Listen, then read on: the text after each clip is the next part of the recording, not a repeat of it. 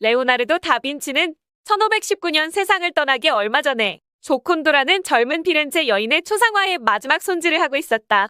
여인의 남편인 부유한 비단상이 그로부터 16년 전 아들의 출산을 기념해 주문한 그림이었다. 그림이 완성되었을 때 레오나르도는 프랑스 왕 프랑스와 1세의 초대를 받아 프랑스에 가서 살고 있었고 결국 프랑스와 1세가 그 그림을 사들였다. 그러니 델조콘도 부부는 분명 레오나르도가 그린 초상화를 볼 기회가 한 번도 없었을 것이다. 500년 후 자기 얼굴을 역사상 가장 유명한 얼굴로 만들어준 그림을 보지 못했다는 건 참으로 애석한 일이 아닐 수 없다. 1850년대까지 레오나르도 다빈치는 어느 정도 존경을 받긴 했지만 티치아노나 라파엘로 같은 회화의 거장들과는 비교도 안 되는 인물로 간주되었고 그들의 작품 중에는 값이 모나리자의 10배에 가까운 것도 있었다. 사실 모나리자가 혜성처럼 나타나 세계적으로 유명해지기 시작한 것은 20세기 들어서다. 그 도약은 절도 사건과 함께 시작되었다. 1911년 8월 21일 빈첸조 페루지아라는 루브르의 직원이 폐관 시간까지 청소 용구를 넣어두는 벽장에 숨어 있다가 코트 속에 모나리자를 감추고 박물관 밖으로 유유히 걸어 나왔다. 이후에도 모나리자는 2번이나 범죄 목표물이 되었다. 처음에는 항공공기물 파손자가 산을 뿌렸고 그 다음에는 빌레가스라는 볼리비아 젊은이가 큰 돌을 집어 던졌다. 그보다 중요한 것은 모나리자가 다른 화가들의 패러디 대상이 되었다는 점이다. 그 중에서도 마르셀 듀샹이 패러디한 것이 가장 유명한데 그는 판매용 복제본에 콧수염과 턱수염을 그려넣고 외설적인 문구를 적음으로써 다빈치를 조롱했다. 살바도르 달리와 앤드 워홀도 각자의 해석으로 듀샹의 선례를 따랐고 그 밖에 수많은 사람들이 그 뒤를 이음으로써 수백 번 복제되고 수천 가지 광고에 사용되었다. 도둑, 기물파손자, 화가, 광고인, 음악가, 영화 제작자, 심지어 미 항공우주국까지 자신의 주장을 전하기 위해 자신의 명성을 드높이기 위해 아니면 단순히 다른 사람들에게 의미를 전달할 꾸리표로 사용하기 위해 모나리자를 이용했다.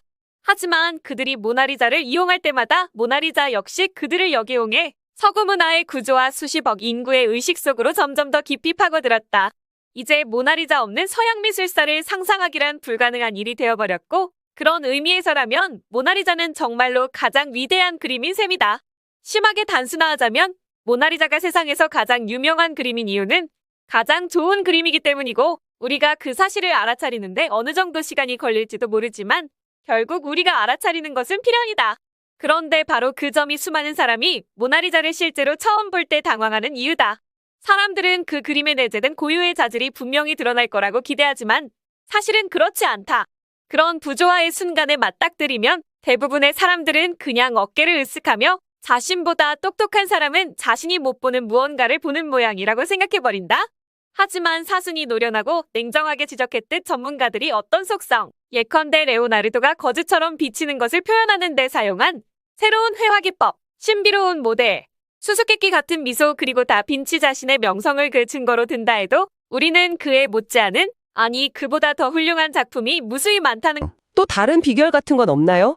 자료에 보니까 황금 비율 이야기도 있었던 것 같은데요. 아, 네, 맞아요. 황금 비율도 중요합니다. 대략 1대 1.618 정도 되는 그 비율이요. 네. 이 비율이 오랫동안 미학적으로 가장 조화롭고 안정적인 느낌을 준다고 여겨져 왔거든요. 그래서 우리가 그림을 볼 때 우리도 모르게 좀 편안함을 느끼게 되는 거죠. 그렇군요. 그리고 또 하나, 당시로서는 상당히 혁신적이었던 자세. 바로 4분의 3 측면 자세예요. 아, 정면도 아니고 완전 측면도 아닌? 그렇죠. 그 이전 초상화들은 주로 정면을 보거나 아니면 완전 옆모습을 그려서 좀 권위적인 느낌을 줬다면 이 4분의 3 자세는 인물과 배경 사이에 어떤 공간감을 만들어주면서 훨씬 자연스러운 느낌을 주죠. 그리고 피부 표현이나 옷주름 같은 그런 섬세한 묘사력도 정말 대단하고요. 역시 그래도 미소 얘기를 안 할 수가 없네요. 이게 뭐 행복한 건지 슬픈 건지 뭔가 비밀을 감춘 것 같기도 하고 500년 넘게 해석이 계속된다는 게 참 놀랍습니다. 네. 그 자료 중에는 심지어 감정인식 소프트웨어로 분석한 결과까지 있던데요. 네, 그거 보셨군요. 그 결과가 상당히 흥미롭죠. 네, 어떤 결과였죠? 행복 83%, 불쾌 9%, 두려움 6%, 분노 2%. 뭐 이런 식으로 아주 복합적인 감정이 그 미소 안에 섞여 있다는 분석이 나왔어요. 와, 정말 복잡하네요. 그렇죠. 그러니까 보는 사람의 감정 상태나 심지어 그림과의 거리에 따라서도 다르게 느껴질 수 있는 그 모호함, 그 자체가 어쩌면 다빈치가 의도했던 인간 내면의 복잡함을 포착하려는 시도였을 수도 있다는 겁니다. 그리고 다빈치가 이 그림을 완성하고 바로 넘겨준 게 아니라 평생 곁에 두고 계속해서 수정을 했다는 사실. 그러니까 어떻게 보면 영원한 미완성이라는 점도 신비감을 더하는 요소 중 하나고요. 아, 그렇군요. 그런데 참 아이러니한 게 이렇게 명성이 대단하다 보니까 정작 루브르 박물관 가서 실물을 봤을 때 이게 다야? 하고 좀 실망하는 사람들도 꽤 있다는 지적도 자료에 있었어요. 네네. 이건 왜 그럴까요? 기대치가 너무 높아서 그런가요? 충분히 그럴 수 있다고 봅니다. 우리가 앞에서 얘기했던 그 스푸마토깁도의 어떤 묘묘함이라든가 아니면 도난사건 같은 역사적인 맥락, 황금 비율 같은 요소들을 전혀 모른 채로 그냥 순수하게 시각적으로 뭔가 강렬한 인상을 기대했다면 글쎄요, 좀 평범하게 느껴질 수도 있죠. 하긴 세상에서 가장 유명한 그림이라는 타이틀이 주는 무게감이 있으니까요. 그렇죠. 워낙 기대치가 높으니까요. 하지만 오늘 우리가 쭉 이야기 나눈 것처럼 모나리자의 진짜 가치는 단순히 눈에 보이는 아름다움 그 이상에 있는 거죠. 네, 맞는 것 같아요. 바로 그겁니다. 모나리자의 가치는 다빈치의 그 혁신적인 예술성, 그리고 그 시대의 정신, 르네상스 인본주의 같은 거요. 또 극적인 역사적 사건들, 그리고 수백 년에 걸쳐서 쌓여온 수많은 해석과 문화적인 재생산, 이 모든 게 다 합쳐진 결과물인 거죠. 단순히 그냥 잘 그린 그림? 이걸 넘어서서 하나의 거대한 문화적 현상으로 봐야 한다는 겁니다. 결국 모나리자의 명성이라는 건 다빈치의 천재적인 예술성, 또 되게 떠들썩했던 여러 사건들, 그리고 영원히 풀리지 않을 것만 같은 그 미소의 수수께끼, 이 모든 게 다 얽혀서 만들어진 거군요. 정확합니다. 가장 유명한 그림이라는 말 속에는 정말 많은 이야기가 담겨 있는 거네요. 그렇죠. 그래서 마지막으로 당신께 이런 질문을 한번 던져보고 싶네요. 네. 자, 모나리자의 현재 가치와 명성이 다빈치가 죽은 이후의 사건들이나 후대 사람들의 해석에 이렇게나 크게 기대고 있다면 과연 이 그림은 온전히 다빈치 한 사람의 작품이라고 할 수 있을까요? 아니면 수많은 관람객들과 역사가 시간 속에서 함께 만들어온 뭐랄까 일종의 공동 창작물이라고 봐야 할까요? 생각해 볼 문제네요. 네, 그 정답은 아마 당신의 생각 속에 있을 겁니다. 안녕하세요. 오늘은 보내주신 자료들을 보면서 세상에서 가장 유명한 그림이죠. 레오나르도 다빈치의 모나리자. 이 그림 속으로 한번 같이 들어가 볼까 합니다. 네, 안녕하세요.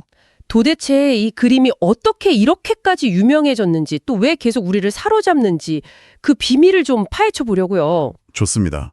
왜 누구는 막 감탄하는데 또 어떤 분들은 어깨를 으쓱하기도 하잖아요. 그 이유가 뭘지 한번 시작해 보죠. 네, 아주 흥미로운 주제가 될 것 같아요.